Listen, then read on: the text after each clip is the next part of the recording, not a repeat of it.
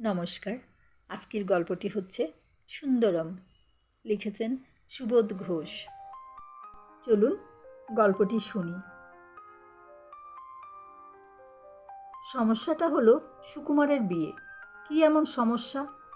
শুধু একটি মনমতো পাত্রী ঠিক করে শুভলগ্নে শাস্ত্রীয় মতে উদ্দাহ কার্য সমাধা করে দেওয়া, মানুষের একটা জৈব সংস্কারকে সংসারে পত্তন করে দেওয়া, এই তো। কিন্তু বাধা আছে সুকুমারের ব্রহ্মচর্য। 12 বছর বয়স থেকে নিরামিষ ফোঁটা তিলক করেছে সে। আজও পায়ে সেদে তাকে মসুরির ডাল খাওয়ানো যায় না। সাহিত্য কাব্য তার কাছে অস্পৃশ্য। পাঠ্যপুস্তক ছাড়া জীবনে সে পড়েছে শুধু কখানি যোগশাস্ত্রের দীপিকা। বাগানের পুকুর ঘাটে নির্জন দুপুর রাতে একাগ্র প্রাণায়ামে কতবার শিউরে উঠেছে তার সুষুম্না। প্রতি কুম্ভকে রেচকে সুকুমার অনুভব করেছে এক অদ্ভুত আত্মিক শক্তির তড়িৎ স্পর্শ, শ্বাসে প্রশ্বাসে রক্তে ও স্নায়ুতে। সুকুমার চোখ বুজলেই দেখতে পায় তার অন্তরে নিভৃত কন্দরে সমাসীন এক বিভাগী পুরুষ। আবিষ্ট অবস্থায় কানে আসে, কে যেন বলছে, মুক্তি দে, মুক্তি দে।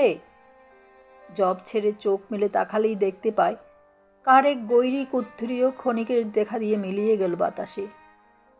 সুকুমার বন্ধুদের অনেকবার জানিয়েছে, ব্যাস এই এক্সামিনটা পর্যন্ত, তারপর আর নয়, হিমালয়ের ডাক এসে গেছে আমার। সুকুমারের বাবা কৈলাস ডাক্তার বলতেন, প্রোটিনের অভাব, পেটে দুটো ভালো জিনিস পড়ুক, গায়ে মাংস লাগুক, এসব বেমো দুদিনেই কেটে যাবে, কত পাকামি দেখলাম। কিন্তু মা, পিসিমা, ছোট বোন রানু আর ঝি, তাদের মন প্রবোধ মানে না। সকলে মিলে চেপে ধরল কৈলাস ডাক্তারকে। যত শিগগির পারো পাত্রী ঠিক করে ফেলো, আর দেরি নয়। ঝিয়ের কোন্দল তো লেগেই আছে। ছি ছি, সংসারে থেকেও ছেলের বনবাস। ছোট জাতের ছোট গড়েও এমন কসাইপনা করে না বাপু। সমস্যার সমাধানের ব্যবস্থা হলো, কৈলাসবাবু পাত্রী দেখবেন। ভগ্নিপতি কানাইবাবু সুকুমারের মতিগতির চার্জ নিলেন। যেমন করে পারেন কানাইবাবু সুকুমারকে সংসার মুখো করেই ছাড়বেন। পাশের খবর বেরিয়েছে, কানাইবাবু সুকুমারকে দিয়ে জোর করে দরখাস্তে সই করালেন। নাও সই করো, মুন্সিফি চাকরি ঠাট্টার নয়, সংসারে থেকেও সাধনা হয়। ওই যাকে বলে পাকাল মাছের মতো থাকবে, জনক রাজা যেমন ছিলেন। বাড়ির বিষণ্ণ আবহাওয়া ক্রমে উৎফুল্ল হয়ে আসছে।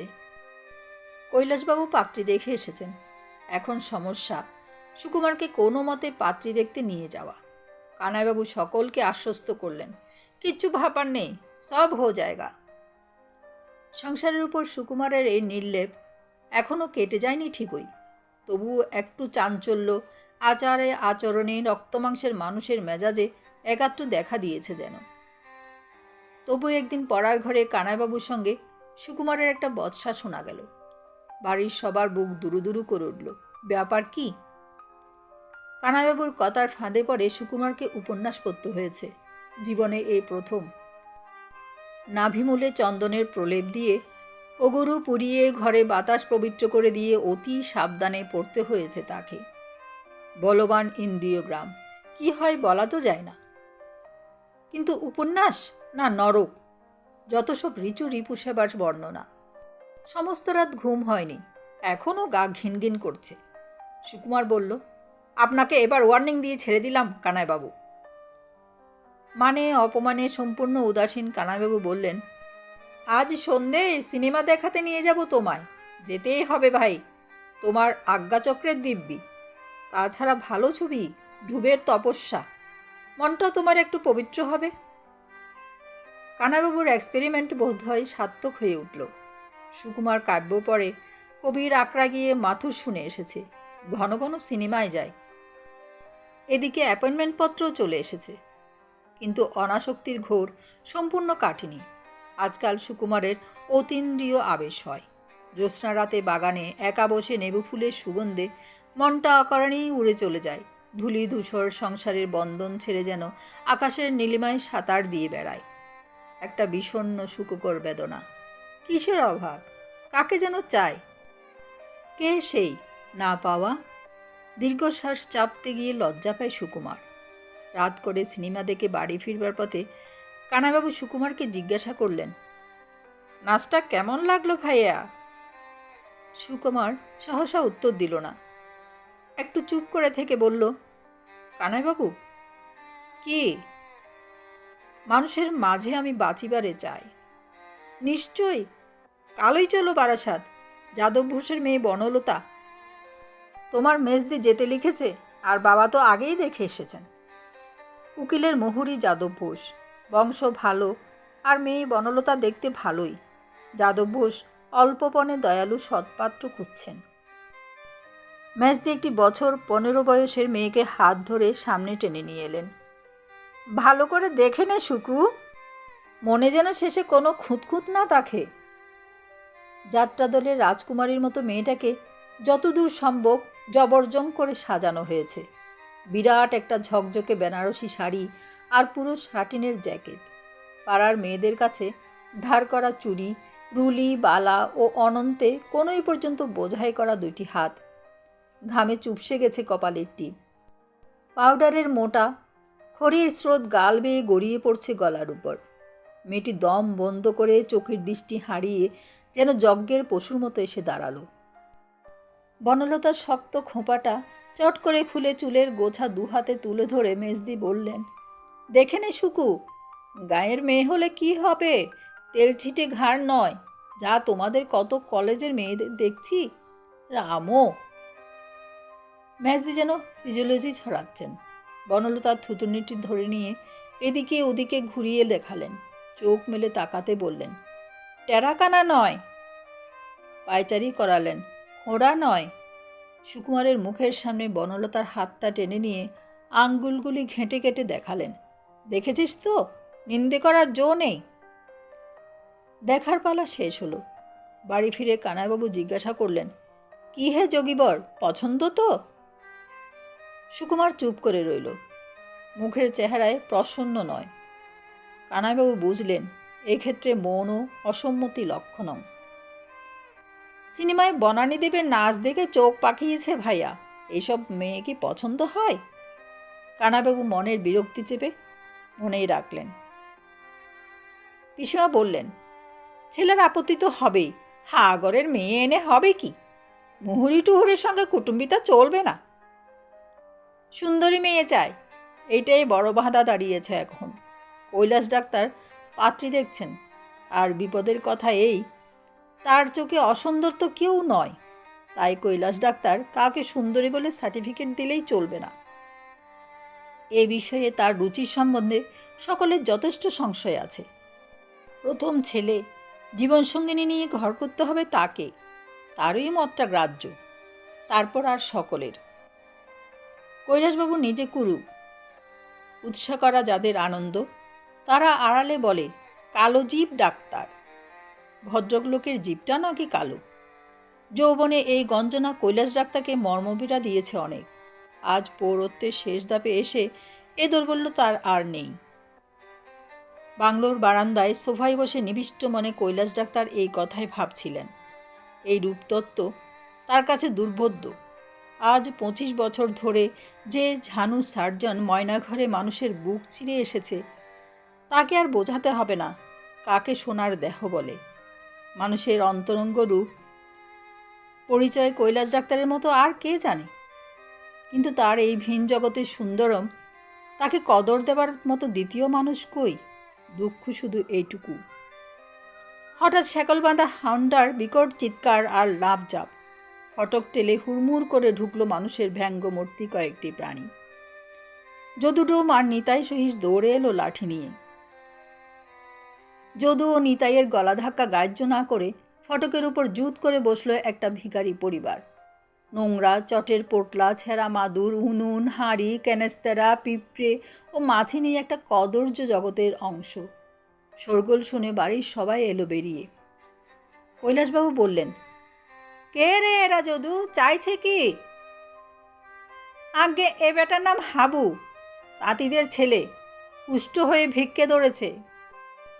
কুষ্টি হাবু তার পটি বাঁধা হাত দুটো তুলে বলল, কৃপা করো বাবা। এই বুড়িটাকে? এ মাগির নাম হামিদা, যাতে ইরানি বেদিয়া, বসন্তে কানা হবার পর দল ছাড়া হয়েছে, ও এখন হাবুরই বউ। হামিদা কোলের ভিতর থেকে ন্যাকড়ায় জড়ানো কমাসের একটা ছেলেকে দুহাত তুলে ধরো নকল কান্নায় কোঁকিয়ে কোঁকিয়ে বলল, বাচ্চা কা জান হুজুর, এক পিয়ালি দুধ হুজুর, এক মুট্টি দানা হুজুর। আর এই ধিঙ্গি চুরিটাকে? পিসিমা প্রশ্ন করলেন। এর নাম তুলসী, হাবু আর হামিদার মেয়ে। আপন মেয়ে? হ্যাঁ পিসিমা, যদু উত্তর দিল। তুলসী একটা কলাই করা থালা হাতে বসে আছে চুপ করে। পরিধানে খাটো একটা নোংরা পর্দার কাপড়, বুকের ওপর থেকে গ্যারো দিয়ে ঝোলানো, আবরণের মধ্যে হাতে একটা কৌরির তাবিজ। দেখবার মতো চেহারা এই তুলসীর। বছর 14 বয়স, তবু সর্বাঙ্গে একটা রূঢ় পরিপুষ্টি। কোনো ডাকিনীর টেরাকোটা মূর্তির মতো কালিমারা শরীর, মোটা থেবড়া নাক, মাথার খুলিটা ব্যাঢক, টেঁড়ে বেঁকে গেছে, ছোয়াল জোরে জন্তুর হিংসা ফুটে রয়েছে যেন। মুখের সমস্ত পেশি ভেঙে ছুড়ে গেছে ছন্ন ছাড়া বিক্ষোভে। এই মুখের দিকে তাকিয়ে দাতাকর্ণ দান ভুলে যায়, গা শিরশির করে। কিন্তু যদু বলল, তুলসীর ভিক্ষের রোজগারই নাকি ওদের পেট ভাতের একমাত্র নির্ভর। হাবু ঠিক ভিক্ষা করতে আসেনি, মিউনিসিপ্যালিটি এদের বস্তি ভেঙে দিয়েছে। নতুন আফিমের গুদাম হবে সেখানে। শহরের এলাকায় এদের থাকবার আর হুকুম নেই। হাবু কান্নাকাটি করল, একটা সার্টিফিকেট দিন বাবা, মুচিপাড়ার ভাগাড়ের পেছনে থাকবো, দিননাথের দিব্যি, হাট বাজারে ঘেসবো না কক্ষনো। তুলসী ভিক্ষা করে খাটবে, ওর তো আর রোগবালাই নেই। পিসিমা বললেন, যেতে বল যেতে বল, গা ঘেন ঘেন করে। তাড়াতাড়ি কিছু দিয়ে বিদায় করে দে তো রানু। রানু বলল, আমার ফ্লানেলের ব্লাউজটা দিয়ে দিই, তাহলে ঠান্ডার হাত থেকে কিছুটা বাঁচবে। হ্যাঁ হ্যাঁ দিয়ে দে, থাকে তো একটা ছেঁড়া শাড়িও দিয়ে দে, বয়স হয়েছে মেয়েটার, লজ্জা রাখতে হবে তো। কৈলাস ডাক্তার বললেন, আচ্ছা যা তোরা, সার্টিফিকেট দিয়ে দেব, কিন্তু খবরদার হাটাবাজারে আসিস না। হাবু তার সংসারপত্র নিয়ে আশীর্বাদ করে চলে গেল। তুলসীর কথাটাই আলোচনা হলো আর একবার। কৈলাসবাবু হেসে বললেন, দেখলে তো সুন্দরী তুলসীকে, ওর বিয়ে হয়ে যাবে জানো। ঝি উত্তর দিল, বিয়ে হবে না কেনে, সবই হবে, তবে সেটার বিয়ে নয়। কৈলাসবাবু আরেকটি পাত্রী দেখে এসেছেন, নন্দদত্তের বোন দেবপ্রিয়া। মেয়েটি ভালোই, তবে সুকুমার একবার দেখে আসুক। দেখানো হলো দেবপ্রিয়াকে। মেয়েদের প্রাচুর্যে বয়স ঠিক ঠাহর হয় না। চওড়া কপাল, ছোট চিবুক, গোল গোল চোখ, গায়ের রং মেঠে কিন্তু মসৃণ। ভারী ভুরু দুটোতে যেন তিব্বতী উপত্যকায় ধূর্ত একটা ছায়াপ্রচ্ছন্ন এক মঙ্গলনীকে ইশারায় ধরিয়ে দিচ্ছে। ঠোঁটের হাসি লেগেই আছে। বোধহয় জানে তার এ অপ্রাকৃত পৃথুলতা লোক হাসবার মতোই। দেবপ্রিয়ার গলা মিষ্টি, গান গাই ভালো। সুকুমার হানা কিছুই বলে না, বলা তার স্বভাব নয়।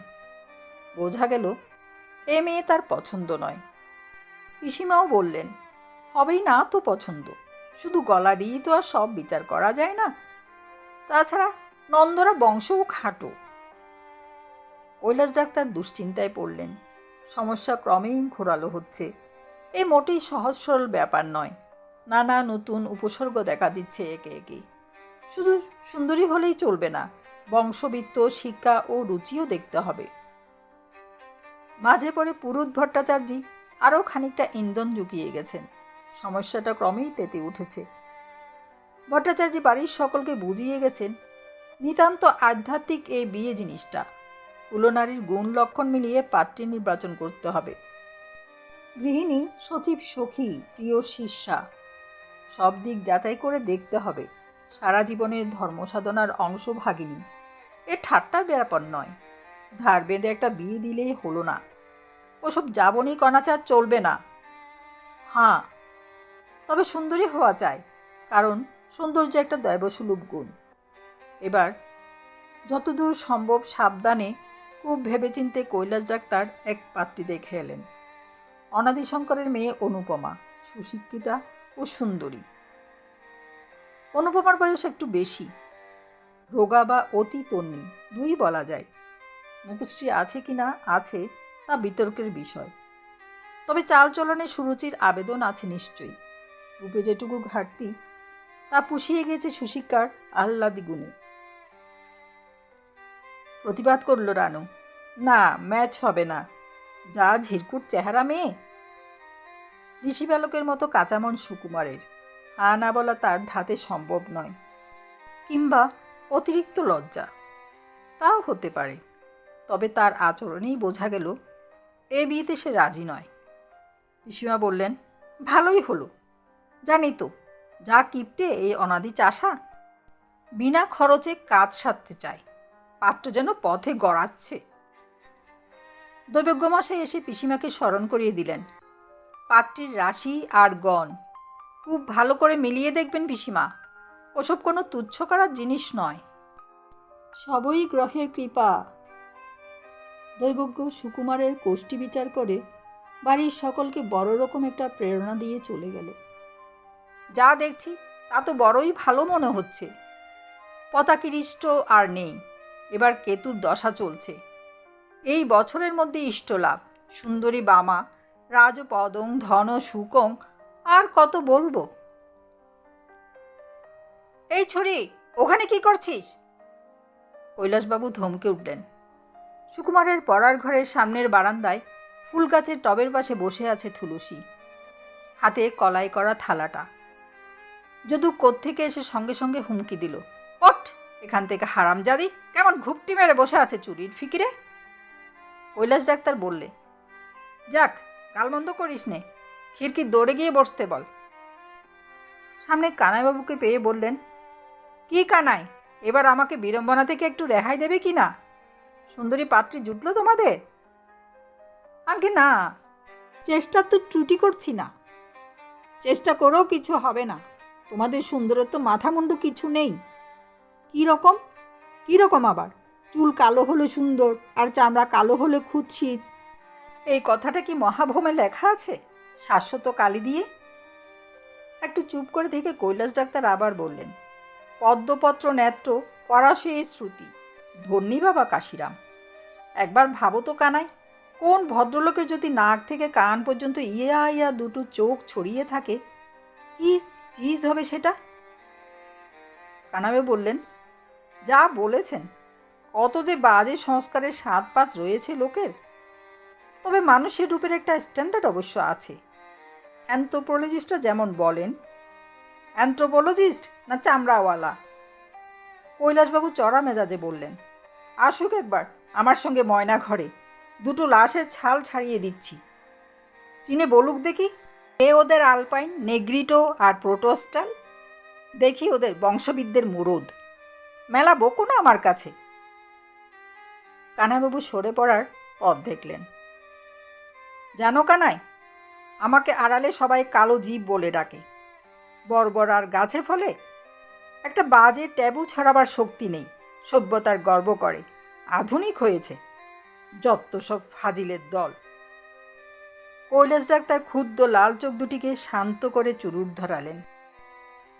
সত্যদাসের বাড়ি থেকে একটা সুন্দরী মেয়ে দেখে কৈলাসবাবু ভালো মানে গড়ে ফিরলেন। ফটকে পা দিয়েই দেখেন সুকুমারের পড়ার ঘরের সামনে বসে যদু আর নিতাই তুলসীর সঙ্গে মশকরা করছে। এই রাস্কেল সব, কি হচ্ছে ওখানে? তুলসী ওর থালা হাতে দৌড়ে পালিয়ে গেল। যদু নিতাই আমতা আমতা করে কিছু একটা গুছিয়ে বলতে ভৃতার চেষ্টা করে চুপ করে রইল। কৈলাসবাবু সুকুমারকে ডেকে বললেন, ঘরের দোর খোলা রাখো কেন? সেই ভিখিরি ছুরিটা কদিন থেকে ঘুরঘুর করছে এদিকে, খুব নজর রাখবে, তখন কি চুরি করে সরে পড়ে বলা যায় না।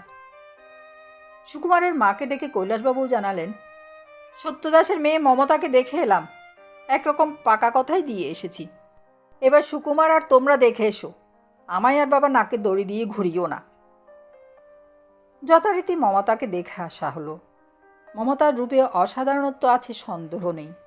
ঘুটঘুটে অমাবস্যার মতো কৃষ্ণ গায়ের রং, সমস্ত অবয়বে সুপেশল কাঠিন্য, মণিবন্ধ ও কনুইয়ের মজবুত অস্থিসজ্জা আর হাত পায়ের রোমঘন পারস্য পুরুষকে লজ্জা দেয়। চওড়া করটির উপর অতি কুঞ্চিত স্থূল তন্তু চুলের ভার, নীলগিরির চূড়ার উপর স্নিগ্ধ মেঘস্তবকের মতো এক ধীরা দ্রাবিড়া নায়িকার মূর্তি। মমতার প্রথম দৃষ্টির সামনেই সুকুমার নিজেই সংকুচিত হল। বর্মলা কাঙ্গাল অবলার দৃষ্টি এ নয়, বরং এই অকুত লজ্জ স্বয়ংবর আর জিজ্ঞাসাই যেন জল জল করছে। সত্যবাবু মেয়ের গুণপনার পরিচয় দিলেন। বড় পরিশ্রমী মেয়ে আমার, কারণ স্বাস্থ্য খুব ভালো। ছাত্রজীবনে প্রতি বছর খেলাধুলায় প্রাইজ পেয়ে এসেছে। মেয়ে দেখে সে সুকুমার মুখ ভার করে শুয়ে রইল। রানু বলল, এ নিশ্চয়ই রাক্ষসগণ পিসিমা। পিসিমাও একটু বিমর্ষ হয়ে বললেন, হ্যাঁ সেই তো কথা, বড় হট্টাকাট্টা চেহারা, নইলে ভালো বর্পণ দিচ্ছিল, দান সামগ্রীও। তবু কৈলাস ডাক্তার তোড়জোড় করছেন। মমতার সঙ্গে বিয়ে একরকম ঠিক, এবার একটু শক্ত হয়েছেন তিনি। 10 জনের 10 কথা চক্রে আর ভূত সাজতে পারবেন না। কিন্তু যা কখনো হয়নি তাই হলো। সুকুমারের প্রকাশ্য বিদ্রোহ। সুকুমার এবার মুখ খুলেছে। রানুকে ডেকে নিয়ে জানিয়ে দিয়েছে, সত্যদাসের সঙ্গে বড় গলাগলি দেখছি বাবার। ওখানে যদি বিয়ে ঠিক হয় তবে একটু আগে ভাগে আমায় জানাবি, আমি যুদ্ধে সার্ভিস নিচ্ছি। কথাটা শুনে পিসিমার গায়ে কাঁটা দিয়ে উঠল। সুকুমারের মা রান্না ছেড়ে বৈঠকখানায় গিয়ে কৈলাসবাবুর সঙ্গে এক প্রস্ত বাগযুদ্ধ সেরে এলেন, কিন্তু ফল হলো না কিছুই। কৈলাসবাবু এবার অটল। সুকুমারের মা কেঁদে ফেললেন, ওই হদ্দ কুচ্ছিত মেয়ের সঙ্গে বিয়ে? তোমার ছেলে ওই মেয়ের মায়া মারাবে ভেবেছ? এখন বিয়ে না দিয়ে ছেলের হাতে চিমটে দিয়ে বিদেয় করে দাও না। কৈলাসবাবুর অটলতার ব্যতিক্রম হলো না কিছুই। তিনি শুধু একটা দিন স্থির করার চেষ্টায় রইলেন। সুকুমার মার মূর্তি হয়ে রানুকে বলল, সেই দৈবজ্ঞটা এবার এলে আমায় খবর দিবি তো। কোন দৈবজ্ঞ? ওই যে বেটা সুন্দরী বামাটামা বলে গিয়েছিল, জীব উপড়ে ফেলবো তার। আড়ালে দাঁড়িয়ে কৈলাস ডাক্তার শুনলেন এই বার্তালাপ। রাগে বর্মতালু জ্বলে উঠল তার। সুকুমারের মাকে ডেকে প্রশ্ন করলেন, কি পেয়েছ? শঙ্কিত চোখে কৈলাসবাবুর দিকে তাকিয়ে সুকুমারের মা বললেন, কি হয়েছে? ছেলের বিয়ে দিতে চাও? কেন দেব না? সৎপাত্রী চাও না সুন্দরী পাত্রী চাও? সুকুমারের মা ভেবে নিয়ে ভয়ে ভয়ে বললেন, সুন্দরী পাত্রী। বেশ, তবে লিখে দাও আমাকে সুন্দরী কাকে বলে। তন্নি, শ্যামা, শখ, বিম্বাদর আরও যা আছে সব লিখে দাও, আমি সে ফর্দ মিলিয়ে পাত্রী দেখব। বিদঘুটে প্রস্তাবে সুকুমারের মার মেজাজ ও ধৈর্য হারাবার উপক্রম হলো। তবু মনের ঝাঁজ চেপে নিয়ে বললেন, তার চেয়ে ভালো তোমার পাত্রী দেখতে হবে না, আমরা দেখছি। ধন্যবাদ, খুব ভালো কথা। এবার তাহলে আমি দায়মুক্ত। হ্যাঁ। কৈলাস ডাক্তার এখন অনেকটা সুস্থির হচ্ছেন। হাসপাতালে যান আসেন, রুগী নিয়ে ময়নাঘরের লাশ নিয়ে দিন কেটে যায় তার, যেমন আগে কাটত। বাগানের দিকে একটা হট্টগোল। কৈলাস ডাক্তার এগিয়ে গিয়ে দেখলেন যদু ডোম আর নিতাই মেলে তুলসীকে ঘাড় ধরে হিড় হিড় করে টেনে বাগানের ফটক দিয়ে বার করে দিচ্ছে। কি ব্যাপার নিতাই? বড় পাঁজি, এই চুরিটা হুজুর। পয়সা দেনি বলে দাদাবাবুর ঘরে ঢির ছুলছিল, আর এই দেখুন আমার হাত কামড়ে দিয়েছে। কৈলাস ডাক্তার বললেন, বড় বার বেড়েছে ছুরির। ভিখারির জাত দয়া করলেই কুকুরের মতো মাথায় চড়ে। কেবলই দেখছি মাস 3-4 থেকে শুধু এদিকেই নজর। এবার এলে পুলিশে ধরিয়ে দিবি। তুলসী ফটকের বাইরে গিয়েও মত্তা বাতুলির মতো আরও কটা ইটপাটকেল ছুঁড়ে চলে গেল। কৈলাস ডাক্তার বললেন, সবসময় ফটকে তালা বন্ধ রাখবে। সেদিনই সন্ধ্যাবেলা অনেক রাতে রুগী দেখে বাড়ি ফিরতেই কৈলাস ডাক্তার দেখলেন ফটক খুলে অন্ধকারে চোরের মতো পা টিপে টিপে সরে পড়েছে তুলসী। কৈলাসবাবুকে দেখে আরও জোরে দৌড়ে পালিয়ে গেল। হাঁক দিতেই যদু ও নিতাই হাজির হলো লাঠি হাতে। অত্যন্ত বিরক্ত হয়ে কৈলাস ডাক্তার বললেন, এ কি ফটক খোলা, বারান্দায় আলো জ্বলছে, সুকুমারের ঘরে আলো, আমার বৈঠকখানা খোলা, তোমরা সব জেগে রয়েছ, অথচ ছুরিটা বেমালুম চুরি করে সরে পড়ল। কৈলাস ডাক্তার সমস্ত ঘরে তন্ন তন্ন করে দেখলেন। আমার ঘরটা সব তছনছ করেছে কে? টেবিল থেকে নতুন বেলাডোনার শিশিটাই বা গেল কোথায়? অনেকক্ষণ বকাবকি করে শান্ত হলেন কৈলাস ডাক্তার, কিন্তু কিছু চুরি হওয়া নেই বলে মনে হচ্ছে। দিনটা আজ ভালো নয়। সকাল থেকে বিকেল পর্যন্ত আকাশে দুর্যোগ ঘনিয়ে আছে। কানাইবাবু এসে কৈলাস ডাক্তারকে বললেন, সুন্দরী পাত্রী পাওয়া গেছে, জগৎ ঘোষের মেয়ে, সুকুমারের এবং আর সবার পছন্দ হয়েছে। বংশের শিক্ষায় ও গুণে কোনো ত্রুটি নেই। কৈলাস ডাক্তার বললেন, বুঝলাম তোমরা কল্পতরুর সন্ধান পেয়েছ, সুখবর। আপনাকে আজ রাতে আশীর্বাদ করতে যেতে হবে। হ্যাঁ, তা যাব। যদুডোমে সে তখনই খবর দিল 3টে লাশ এসেছে ময়না তদন্তের জন্য। কৈলাস ডাক্তার বললেন, চল রে যদু, এখনই সেরে রাখি, রাত্রে আমার নানা কাজ রয়েছে। ময়না ঘরে এসে কৈলাস ডাক্তার বললেন, বড় মেঘলা করেছে রে। পেট্রোমাক্স বাতি দুটো জাল। যন্ত্রপাতিগুলো গামলায় সাজিয়ে আস্তিন গুটিয়ে নিয়ে কৈলাস ডাক্তার বললেন, রাত হবে না কি রে যদু? আগে না, দুটো আগুনে পোড়া লাশ পচে পাক হয়ে গেছে। ও তো জানা কেস, আমিই ছিঁড়ে ফেলে দেব। বাকি শুধু একটা, নে কোনটা দিবি দে। কৈলাস ডাক্তার করাত হাতে টেবিলের পাশে দাঁড়ালেন। লাশের ঢাকাটা খুলে ফেলতেই কৈলাস ডাক্তার চমকে বললেন, হ্যাঁ, কে রে যদু? যদু ততক্ষণে আলগোছে সরে পড়ে ঘরের বাইরে গিয়ে দাঁড়িয়েছিল। কৈলাস ডাক্তারের প্রশ্নে ফিরে এসে বলল, হ্যাঁ হুজুর, তুলসী, সেই ভিখারি মেয়েটা। কৈলাস ডাক্তার বোকার মতো যদুর দিকে কিছুক্ষণ তাকিয়ে রইলেন। যদু সেই অবসরে তুলসীর পরিহিত নোংরা শাড়িটা আর গায়ের ছেঁড়া কোটটা খুলে মেজের উপর ছুঁড়ে ফেলে দিল। আবার বাইরে যাবার উদ্যোগ করতেই কৈলাস ডাক্তার বললেন, যাচ্ছিস কোথায়? স্পিরিট দিয়ে লাশটা ভালো করে মোচ, ইউক্যালিপটাসের তেলের বোতলটা দে, কিছু কর্পূর পুড়তে দে, আর একটা বাতি জ্বাল। One more unfortunate. কথাটার মধ্যে যেন একটু বেদনার আভাস ছিল।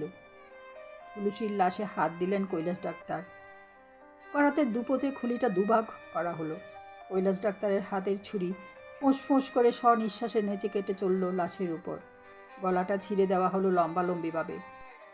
বুকের মাঝখানে ও দুপাশে বড় বড় পোঁচ দিয়ে ধরটা খুলে ফেলা হলো। সাঁড়াশি দিয়ে পটপট করে পাঁজরাগুলো উল্টে দিলেন কৈলাস ডাক্তার, যেন ঘুমে ঢলে রয়েছে তুলসীর চোখের পাতা।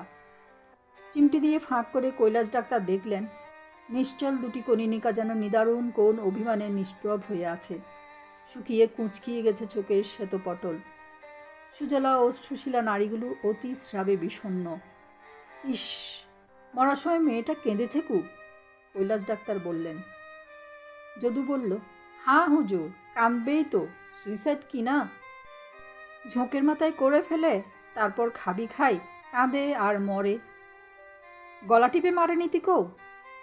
কৈলাস ডাক্তার খুঁটিয়ে খুঁটিয়ে পরীক্ষা করলেন। কই, কোনো আঘাতের চিহ্ন তো নেই। গুচ্ছ গুচ্ছ অম্লান সররজ্জু, শ্বাসবহা নলিটাও তেমনি প্রফুল্ল। অজস্র লালায় পিচ্ছিল সুপুষ্ট গ্রসিনিকা। অত লালা? মরার আগে মেয়েটা খেয়েছে খুব পেট ভরে।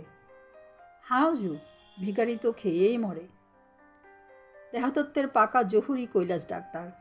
তাকে অবাক করেছে আজ খুশিতা এই তুলসী।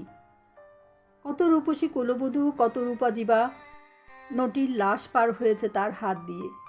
তিনি দেখেছেন তাদের অন্তরঙ্গ রূপ, ফিকে ফেকাশে গেয়। তুলসী হার মানিয়েছে সকলকে। অদ্ভুত। বাতিটা কাছে এগিয়ে নিয়ে কৈলাস ডাক্তার তাকিয়ে রইলেন। প্রবাল পুষ্পের মালঞ্চের মতো বরাঙ্গের এই প্রকট রূপ, অছদ্য মানুষের রূপ।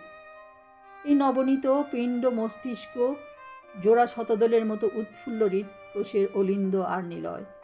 রেশমি ঝালরের কত শত শত মোলায়েম ঝিল্লি, আনাচে কানাচে যেন রহস্যে ডুব দিয়ে আছে সুসূক্ষ্ম কৈশিক জাল। কৈলাস ডাক্তার বিমুগ্ধ হয়েই দেখলেন থরে বিধরে সাজানো সারি সারি যত রক্তিম পরশুকা, বরফের কুচির মতো অল্প অল্প মেদের ছিটে। মস্তার ঝিগিরে নেমে গেছে প্রাণদা লীলার প্রবাহিকা। কৈলাস ডাক্তার বাতিটাকে আরও কাছে এগিয়ে নিলেন। খণ্ড স্ফটিকের মতো পৃতাব ও ছোট বড় কত গ্রন্থির বিথিকা, প্রশান্ত মুকুট ধমনী, সন্ধিতে সন্ধিতে সুপ্রচুর লসিকার বুদ্বুদ। গ্রন্থি ঘিরে নিষিক্ত অতি অভিরাম এই অংশুপিসির স্তবক আর তরুণাস্থির সজ্জা ঝাঁপিকোলা রত্নমালার মতো আলোয় ঝলমল করে উঠল। আবিষ্ট হয়ে গেছেন কৈলাস ডাক্তার। কুৎসিতা তুলসীর এই রূপের পরিচয় কে রাখে? তবুও এই তিমির দৃষ্টি হয়তো ঘুরে যাবে একদিন। আগামীকালের কোনো প্রেমিক বুঝবে এ রূপের মর্যাদা। নতুন তাজমহল হয়তো গড়ে উঠবে সেদিন। যাক। কৈলাস ডাক্তার আবার হাতের কাজে মন দিলেন। যদু বলল, এইসবে কোনো জখম নেই হুজুর, পেটটা দেখুন। ছুরির ফলার এক আঘাতে দুভাগ করা হলো পাকস্থলী। এবার কৈলাস ডাক্তার দেখলেন কোথায় মৃত্যুর কামড়। রোমরসে মাখা একটি অজীর্ণ পিণ্ড, সন্দেশ, পাউরুটি, বেলেডোনা। মার্ডার! হাতের ছুরি খসে পড়ল মেজের উপর। সে শব্দে দুপা পিছিয়ে দাঁড়িয়ে রইলেন কৈলাস ডাক্তার। উত্তেজনায় বুড়ো কৈলাস ডাক্তারের ঘাড়ের রক ফুলে উঠল ধপধপ করে। পোকরাজের দানার মতো বড় বড় ঘামের ফোঁটা কপাল থেকে ঝরে পড়ল মেজের উপর। হঠাৎ ছটফট করে টেবিলের কাছে আবার এগিয়ে এলেন কৈলাস ডাক্তার। ছোঁ মেরে কাঁচিটা তুলে নিয়ে তুলসী তলপেটে দুটো বন্ধনী ছেদ করলেন। নিখিলের চিমটে সুচিক্কণ বাহুপটে চেপে নিয়ে স্নেহাক্ত আগ্রহে ধীরে ধীরে টেনে কুলে ধরলেন পরিশুলকে ঢাকা সুডোল সুকোমল একটি পেটিকা। মাতৃত্বের রসে উর্বর মানব জাতির মাংসল ধরিত্রী, সর্পিল নারীর আলিঙ্গনে ক্লিষ্ট কুঞ্চিত, বিষিয়ে নীল হয়ে আছে শিশু এশিয়া। আবেগে কৈলাস ডাক্তারের ঠোঁটটা কাঁপছিল থরথর করে। যদু এসে ডাকল, হুজুর। ডেকে সাড়া না পেয়ে যদু বাইরে গিয়ে নিতাই সহিসের পাশে বসল। নিতাই বলল, এত দেরি কেন রে যদু? শালা বুড়ো নাতির মুখ দেখছে। গল্পটি আপনাদের কেমন লাগলো প্লিজ কমেন্ট করে বলবেন। আর চ্যানেলটি যদি সাবস্ক্রাইব না করে থাকেন চ্যানেলটি সাবস্ক্রাইব করে পাশে থাকুন। ধন্যবাদ।